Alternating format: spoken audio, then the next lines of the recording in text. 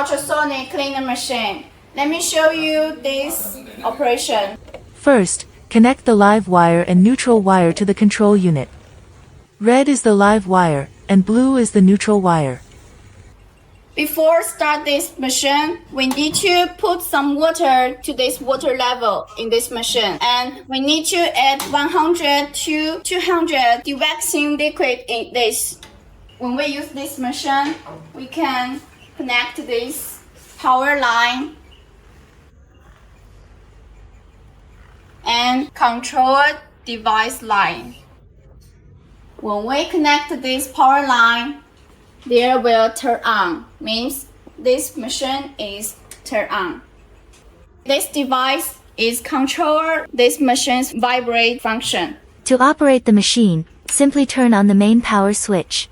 The buttons on the control panel are intended for parameter adjustments. These settings have been pre-configured at the factory. Users are advised not to modify them.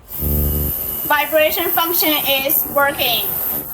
Also, we need to change this temperature around 18 degrees Celsius.